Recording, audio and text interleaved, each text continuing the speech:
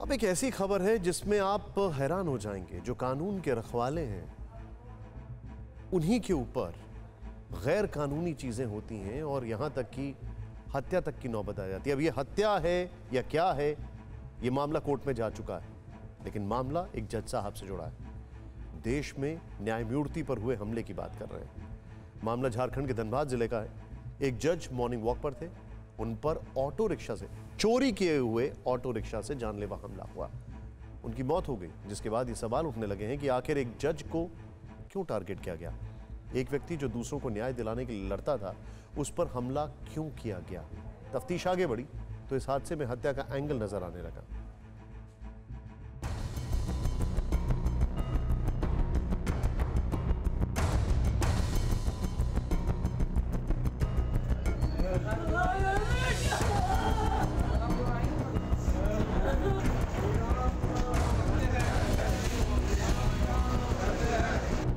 तारीख 28 जुलाई 2021, जगह रणधीर वर्मा चौक, धनबाद।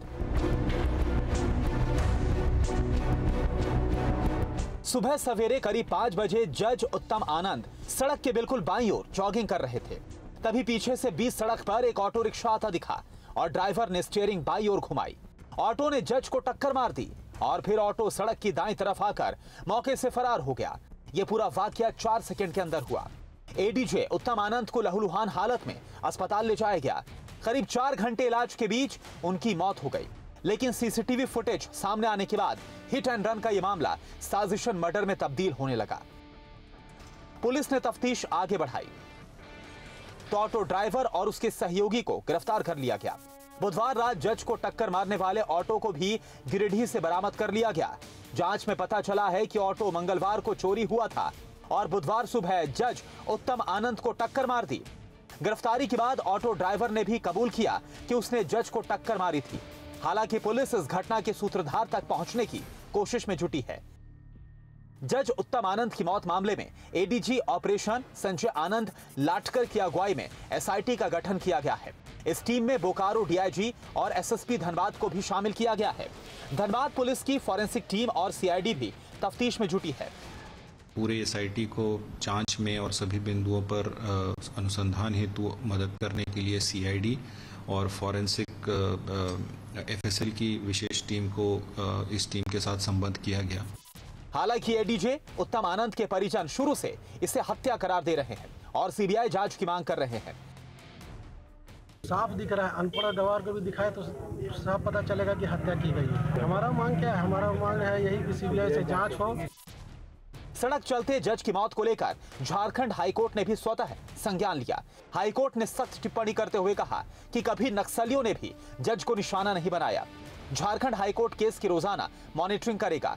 पुलिस को जल्द से जल्द जांच पूरी करने के आदेश। पुलिस जांच से संतुष्ट नहीं तो सीबीआई जांच कराई जा सकती है। 14 सदस्यीय एसआईटी कंस्टिट्यूट हो गया है इस पूरे एंटायर घटनाक्रम का, पूरा एंटायर इंसिडेंट का इन्वेस्टिगेशन करने के लिए, और बहुत हाई लेवल इन्वेस्टिगेशन चल रहा है। एक जज का मारा जाना ये बहुत ही संवेदनशील मैटर है और इस पे हम लोग बहुत कॉन्शियस है इस इशू से। So we will try our best to find out the truth. जो इसमें कल्प्रिट है वो बचेगा नहीं और उस पर पूरी कार्रवाई की जाएगी और त्वरित ट्रायल करके सजा भी हम लोग दिलाएंगे। वाकई ये बड़ी फिक्र है कि न्याय की मूर्ति कहे जाने वाले जज भी सुरक्षित नहीं है। उंगली लॉ एंड ऑर्डर पर उठी है, इसलिए अदालत ने भी आंखें तरेरी हैं। हाईकोर्ट ने डीजीपी और धनबाद के एसएसपी को तलब कर कहा है कि अगर कोताही बरती गई तो मामला सीबीआई को सौंप दिया जाएगा। कहा तो यह भी जा रहा है कि उत्तम आनंद को गैंगस्टरों की जमानत ठुकराने वाले जज के रूप में जाना जाता था। उत्तम आनंद जेल में बंद गैंगस्टर समेत 15 बड़े अपराधियों के मामले की सुनवाई कर रहे थे। उनके पास लंबित केसों में कई हाई प्रोफाइल मर्डर और आदतन अपराधियों के मुकदमे भी शामिल थे। उन्होंने 2 मामलों में 2 सगे भाइयों समेत 3 लोगों को उम्र कैद की सजा सुनाई थी। अब पुलिस हर एंगल से इस केस की जांच कर रही है।